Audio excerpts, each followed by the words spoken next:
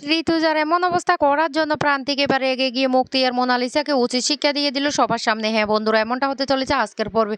বিস্তারিত জানতে ভিডিওটিতে লাইক দিয়ে চ্যানেলটিকে সাবস্ক্রাইব করে পুরো ভিডিওটি তোমরা দেখতে থাকো। গল্পের শুরুতে আমরা দেখতে পারবো মোনালিসা বলতে লাগলো, তুমি কি চোখে দেখতে পাও না? এইভাবে হুট করে গায়ে এসে পড়ছো। তখন প্রান্তিক রেগে যায় আর বলতে লাগলো, তোমার চোখ দুটো কি পিছনে থাকে? তুমি চোখে দেখতে পাও না?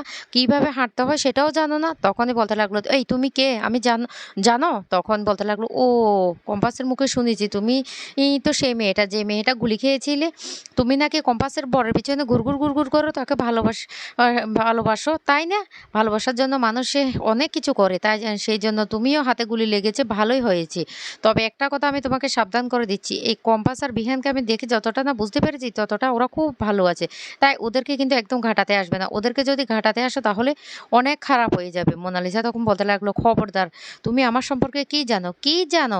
তুমি আমাকে এভাবে কথা শোনাচ্ছ? তখনই প্রান্তিক বলতে লাগলো, তোমার সম্পর্কে আমি যতটুকু বুঝতে পেরেছি তুমি বাবার আদর দুলালি, হাতে অনেক টাকা পয়সা আছে, সেই জন্য তুমি ধরাকে সরা জ্ঞান মনে করো। তাই তোমার যেটা ইচ্ছে সেটা পেতে চাও, আর না পাওয়া পর্যন্ত তুমি থামো না। তোমাকে এটাই দেখে বুঝতে পারছি। তখনই মোনালিসা বলতে লাগলো, আমি তোমাকে ছাড়বো না। তখন প্রান্তিক বলতে লাগলো, তুমি আমাকে কি ছাড়বে না? আমি তোমাকে ছাড়বো না। যদি কম্পাস আর বিহানকে ঘাঁটতে আসো তাহলে আমি কিন্তু তোমার কি অবস্থা করব তুমি সেটা আন্দাজও করতে পারবে না। তাই এখান থেকে ভালো ভালো কেটে পড়ো, আর ভবিষ্যতে চোখ দুটো সামনের দিকে দিয়ে ভালোভাবে দেখে রাস্তা চলাচল করবে। এভাবে হুটহাট করে কারো গায়ে এসে পড়বে না। মোনালিসা তখন বলতে লাগলো, খবরদার। বলে যখন প্রান্তিকের গায়ের দিকে এগিয়ে যেতে লাগলো, তখনই প্রান্তিক বলতে লাগলো, খবরদার ম্যাডাম, বাড়াবাড়ি একদম করতে আসবেন না। নেহাত ছোট বাচ্চা মেয়ে, সেই জন্য আর বেশি কিছু বললাম না। না হলে না আজকে তোমার অবস্থা কি করতাম তুমি সেটা বুঝতেও পারতে না। তখনই মোনালিসা রেগে সেখান থেকে চলে যায়। এদিকে রাজীব তখন বলতে লাগলো, এই মেয়েটার পিছনে লাগার কি দরকার ছিল দাদা? প্রান্তিক তখন বলতে লাগলো, আরে বুঝতে পারছিস না? আমি দেখে বুঝতে পারছি মেয়েটা যতটা ভালো ততটা ভালো না, ও হেব্বি খারাপ মেয়ে, সেই জন্য তো ওকে এমন অবস্থাটা করেছি। তখন রাজীব বলতে লাগলো, দাদা দাদা চলো বাড়ি চলো, আর এখানে তোমাকে দাঁড়িয়ে থাকতে হবে না। তখন প্রান্তিকও বলতে লাগলো, আমারও না এখানে আর ভালো লাগছে না, আহ, এবার আমাদেরকে এক্ষুনি বাড়ি ফিরে যেতে হবে। তখন রাজীব বলতে লাগলো, দাদা দাদা আমি যতটুকু বুঝতে পারছি ওই বাড়ির কিন্তু কম্পাস বিহান এমনকি তার মা খুব ভালো, খুব ভালো। অন্যদিকে ঋতুর বারবার মনে পড়তে থাকে কিভাবে তার ছেলে শুভ হারিয়ে গিয়েছিল। তারা পাহাড়ে ঘুরতে গিয়েছিল আর সেখানে ঋতু যখন তার ছেলের জন্য দুধ আনার জন্য ভিতরে গিয়েছিল, আর তখনই এসে দেখতে পায় তার ছেলে নেই, চিৎকার করতে থাকে শুভ শুভ বলে। তখন উকিল এসে সেখানে চলে আসে আর এসে বলতে লাগলো, কি হয়েছে ঋতু? ও যা, তুমি কেন এভাবে এমন করছো? ঋতু যা তখন বলতে লাগলো, আমার ছোট বাচ্চা ছেলেটা কোথায় হারিয়ে গেল? এখানেই তো ছিল, এখানেই খেলা করছিল। তখন অখিলেশ বলতে লাগলো, তুমি এমন করো না, আমি দেখছি, দাঁড়াও আমি খুঁজে নিয়ে আসছি, তুমি এমনটা করো না প্লিজ ঋতুজা, তুমি এমনটা করো না। তারপর অখিলেশও এদিক ওদিক করে খুঁজতে থাকে আর সেই পুরনো স্মৃতিগুলি ঋতুজা বারবার করে মনে করার চেষ্টা করতে থাকে, কিন্তু ও ও সে কিছুতেই তার ছেলেকে ভুলতে পারছে না। আর তখনই ঋতুজা হঠাৎ করে বাড়ির সবার সামনে অজ্ঞান হয়ে পড়ে যেতে লাগলো। অখিলেশ তখন তাড়াতাড়ি তাকে ধরে ফেলে আর বলতে লাগলো, কি হয়েছে ঋতু? ঋতু তোমার কি হয়েছে? তোমার শরীরটা খারাপ লাগছে, এ জল নিয়ে এসো, জল নিয়ে এসো। কিন্তু জল নিয়ে আসার আগেই ঋতুজা অজ্ঞান হয়ে যায়। এদিকে ঋতুকে দেখে সবাই ছুটে আসে সেখানে আর সবাই বলতে লাগলো, মা তোমার কি হয়ে গেছে?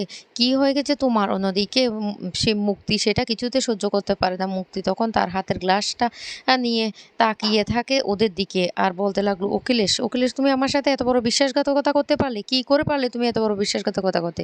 এদিকে মুক্তিকে তাড়াহুড়ো করে ঘরে নিয়ে যাওয়া হয়। অন্যদিকে মুক্তি তার হাতের গ্লাস দিয়ে তার হাতটা কেটে ফেলে আর বলতে লাগলো, জাস্ট আমি এটা আর সহ্য করতে পারছি না, আমি আমি এবার এর বদলা নেব। অখিলেশ এতটা কৃতজ্ঞ কি ওর হতে পারলো? অকৃতজ্ঞ কোথাকার, ওকে আমি কিছুতেই ছাড়বো না। অন্যদিকে ঋতুকে ঘরে নিয়ে আসলে অখিলেশ তখন বলতে লাগলো, ঋতু তোমার কি হয়েছে? চোখ হলো ঋতু, ঋতু তুমি চোখ হলো। কিন্তু ঋতু কিছুতেই চোখ খুলে না। এদিকে কম্পাস আর বিহানও বারবার বলতে লাগলো, মা তোমার কি হয়েছে? তুমি চোখটা খুলো না, তোমার কি হয়েছে? অন্যদিকে মুক্তি বলতে লাগলো, আমি আর এক মুহূর্তে এখানে থাকবো না। এই বলে মুক্তি সেখান থেকে বেরিয়ে যায়। অন্যদিকে অখিলেশ বলতে লাগলো, এই ডাক্তারকে ফোন কর, তোর মাকে কি কেমন জানি হয়ে গেছে, কি হয়েছে তোর মার? আর তখনই ঋতুর একটু জ্ঞান ফিরে আসে। ঋতু তখন বলতে লাগলো, কি হয়েছে? কি হয়েছে? অন্যদিকে মুক্তি রাস্তা থেকে বেরিয়ে বলতে লাগলো, আমি আমি ওকে ছাড়বো না। এদিকে মোনালিসা রাস্তার ধারে বসে বসে কান্না করতে থাকে আর বলতে লাগলো, ও এতটা অকৃতজ্ঞ ও সে বিহান আর কম্পাস, আমি তোকে কিছুতে ছাড়বো না। কম্পাস যে হুমকিটা দিয়েছিল বাড়ির সবাইকে সবটা বলে দেবে সেটা ভাবতে থাকে আর কান্না করতে থাকে মোনালিসা। এইদিকে মুক্তির এমন অবস্থা দেখে তার ছেলে বলতে লাগলো, "মা তুমি কেন ওই লোকটার প্রতি জেলাস ফিল করছো? ওই লোকটাকে এমন ওই লোকটা তো সবসময় তোমার থেকে ফায়দা লুটে তারপরে কিভাবে পাল্টি খায় তুমি সেটা জানো না? তোমার আমি আর আমার তোমার ছাড়া কেউ নেই। তাহলে ওই লোকটার কথা কেন তুমি ভাবা, কেন কষ্ট পাও?" তখন মুক্তি বলতে লাগলো, "সেনাপতি তুই জাস্ট বিশ্বাস করতে পারবি না।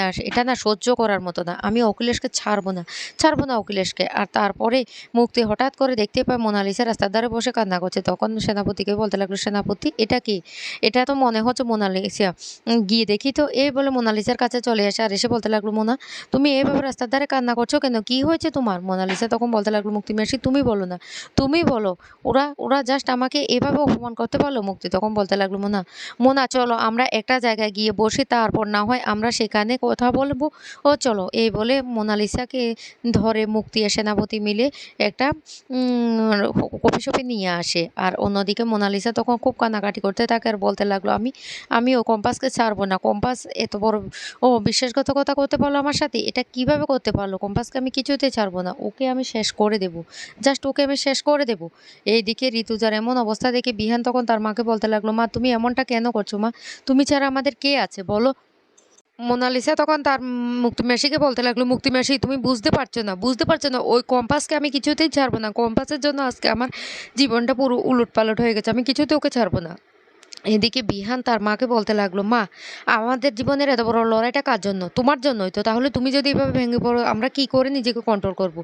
তখনই অখিলেশ বলতে লাগলো, "ঋতু তুমি এমনটা করো না প্লিজ। তুমি তুমি এইভাবে নিজের ক্ষতি নিজে করো না।" তখন ঋতুজার মনে পড়ে যায় সেই পুরোনো দিনের কথাটা। ঋতুজা তখন বলতে লাগলো, "না না আমাকে এইভাবে ভেঙে পড়লে চলবে না। আমি আর অখিলেশের মধ্যে এই দূরত্বটাই একবার মুক্তি আমাদের জীবনে ঢুকে পড়েছে। এবার দ্বিতীয়বার যদি ও আবার ঢুকে পড়ে না, আমি ওকে কিছুতেই হারাতে পারবো না। আমাকে শক্ত হতে হবে।" এদিকে বারবার ঋতুজার কথা ভাবতে থাকে সে প্রান্তিক। প্রান্তিক তখন বলতে লাগলো, "ওনার ছোঁয়াটা আমার এতটা ভালো লেগেছে কেন? কেন এমনটা লেগেছে?" আর কষ্ট পেতে থাকে। আর তখনই রাজীব সেখানে চলে আসে আর বলতে লাগলো, "দাদা তুমি কি কষ্ট পাচ্ছ? তাহলে চলো গিয়ে একবার দেখে আসি। আমার মনে হয় তুমি তোমার ওই মহিলার জন্য কষ্ট পাচ্ছ।" তখন বলতে লাগলো, "ওই মহিলার ছোঁয়াটা না আমার কেমন চেনা, চেনা মনে হচ্ছে। কেন এমন হচ্ছে? না, না আমি মনে হয় ভুল ভাবছি।" এই বলে প্রান্তিক ভেঙে পড়ে। তখন রাজীব বান্দিকে বলতে লাগলো, "চলো আমরা একবার ওই বাড়িতে গিয়ে দেখে আসি।" এরপরে প্রান্তিক ওই বাড়িতে আসে তার ঋতুজাকে দেখার জন্য। আর এসে দেখতে পায় ঋতুজার এমন অবস্থাটা। এদিকে কম্পাস বাড়ির সবাইকে বলতে লাগলো, "এবার আমি বাড়ির সমস্ত সিসিটিভি ফুটেজগুলো, ক্যামেরাগুলো সবকিছু আমি ঠিক করে দেবো। বাড়িতে যাতে আর কোনো সমস্যা না হয়। গাড়িতেও আমি ট্র্যাকার লাগিয়ে দিয়েছি। এমনকি বিহান স্যারের চশমার মধ্যেও আমি লাগিয়ে দিয়েছি। আমাদের পরিবারে আর কেউ যেন কোনো ক্ষতি করতে না পারে তার ব্যবস্থা করব।" অন্যদিকে দেখা যায় মুক্তি আর মোনালিসা মিলে প্ল্যান করতে থাকে কীভাবে কম্পাসকে চিরতরে সরিয়ে ফেলা যায়। তখনই সেনাপতি বলতে লাগলো, "মোনা একটা কথা ভেবে দেখো, বিহানের জন্য তো তুমি অনেক কিছু করেছো, এমনকি গুলি পর্যন্ত খেয়েছো। তুমি মারাও যেতে পারতে, কিন্তু তার দাম বিহান দেয়নি। তাহলে তাহলে এবার তোমাকে না অন্য কিছু করতে হবে।" মুক্তি তখন বলতে লাগলো, "কি করতে চাইছো? কি করতে চাইছো?" এদিকে কম্পাস এমন একটা রোবট বানিয়ে ফেলে যেটার সাহায্য বাড়ির কোনো ক্ষতি করতে আসলে ওরা অনায়াসে শেষ হয়ে যাবে। অন্যদিকে প্রান্তিক জানতে পারে যে তার মায়ের শরীরটা খুব খারাপ আর সে কাজটা করেছে ওই মোনালিসা আর মুক্তি। আর তখনই ছুটে আসে সে কফি শপে। আর সেখানে এসে ওদেরকে এমন হুমকি দেয় যে তার মায়ের কিছু হলে সে তাদেরকে ছাড়বে না।